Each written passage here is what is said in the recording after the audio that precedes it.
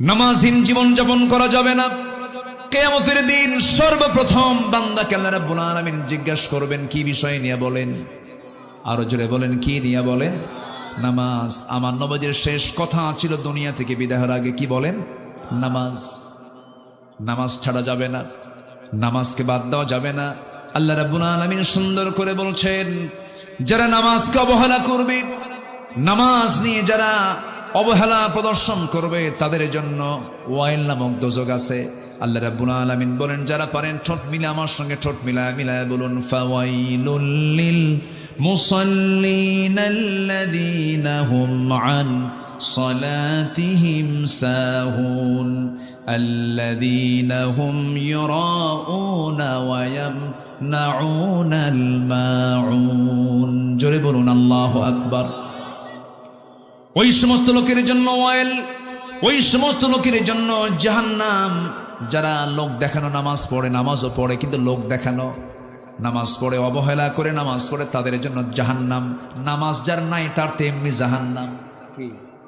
ঠিক আছে না? যারা লোক দেখানো নামাজ পড়ে তাদের জন্য কি? জাহান্নাম। যারা অবহেলা করে নামাজ পড়ে তাদের জন্য কি? জাহান্নাম। আর যারা নামাজ না পড়ে জান্নাতি। নামাজ পড়েও জাহান্নামে যাবে, আর নামাজ না পড়লে কই যাবে? সেখানে তো কোনো প্রশ্নই নাই। কোরআনকে প্রশ্ন করুন, কোরআন বলো জাহান্নামে যাওয়ার কারণগুলো কি কি?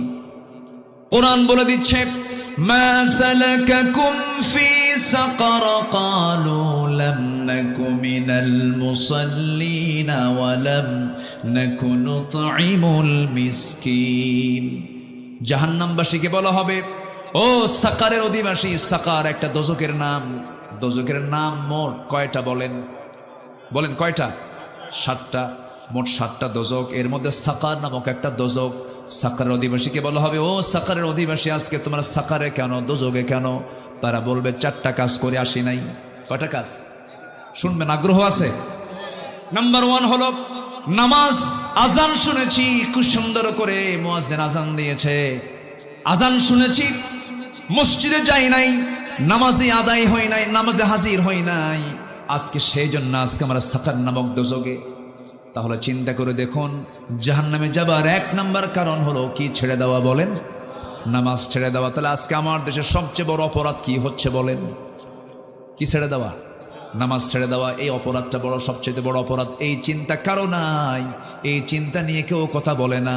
অথচ আল্লাহ রাব্বুল আলামিন বলছেন, রাষ্ট্র গঠন করবা, 4টা আইন দিচ্ছে। 1 নাম্বার আইন হলো তোমরা রাষ্ট্র গঠন করার সঙ্গে সঙ্গে জাহান্নাম থেকে বাঁচার জন্য জাতিকে নামাজের ব্যবস্থা করে দিবা। জোরে কোন সুবহানাল্লাহ। কার কথা? মোল্লার কথা না, আল্লাহর কথা। ইম্মাক্কান্নাহুম ফিল আরদি আকামুস সালাহ ওয়া আতাউয যাকাহ ওয়া আমারু বিল মা'রুফ ওয়া নাহাউ আনিল মুনকার ওয়া লিল্লাহি আকিবাতুল উমুর। জোরে বলি আল্লাহু আকবার। আমার বন্ধুগণ, এই জন্য নামাজ আমরা ছাড়বো না, নামাজকে কখনো বাদ দেওয়া যাবে না। আল্লাহ রাব্বুল আলামিন আগে ঈমান আনতে বলেন, সেই ঈমানটা হতে হবে কি ঈমান? ঈমানের কিছু গুণ আছে, মুমিনের কিছু গুণ আছে, সেই গুণগুলো অর্জন করতে হবে। আল্লাহ রাব্বুল আলামিন কাফিরকে চেনার জন্য কাফিরুন দিয়েছেন, মুনাফিককে চেনার জন্য সূরা মুনাফিকুন দিয়েছেন, আবার মুমিনকে চেনার জন্য সূরা মুমিনুন দিয়েছেন। যারা পারেন ঠোঁট মিলিয়ে বলুন, সওয়াব পাবেন। قد أفلح المؤمنون الذين هم في صلاتهم خاشعون والذين هم عن اللغو معرضون والذين هم للزكاة فاعلون والذين هم لفروجهم حافظون। প্রকৃত মুমিন কারা?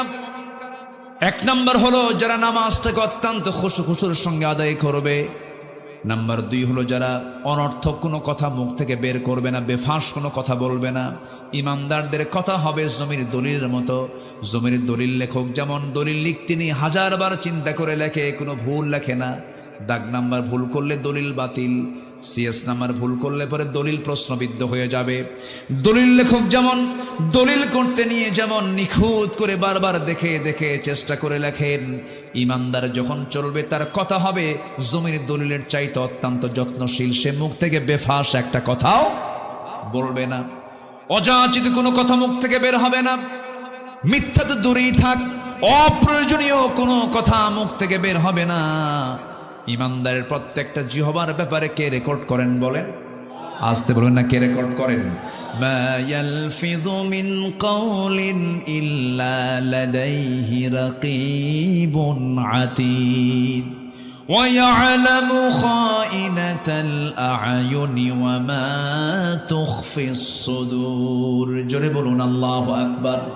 এই জন্য কথা আগে না চিন্তা আগে? ভালো করে বলেন, কথা আগে না চিন্তা আগে? চিন্তা আগে। আল্লাহ বলছেন বান্দারে, কথা থেকে মুখ থেকে বেফাস কোনো একটা কথাও বলবা না, যা বলবা চিন্তা করে আগে বলবা, কারণ তোমার কথার ব্যাপারে একদিন জিজ্ঞাসিত হবে। আল্লাহ রাব্বুল আলামিন সুন্দর করে বলেন, লাইসাল বিররা আন তুওয়াল্লু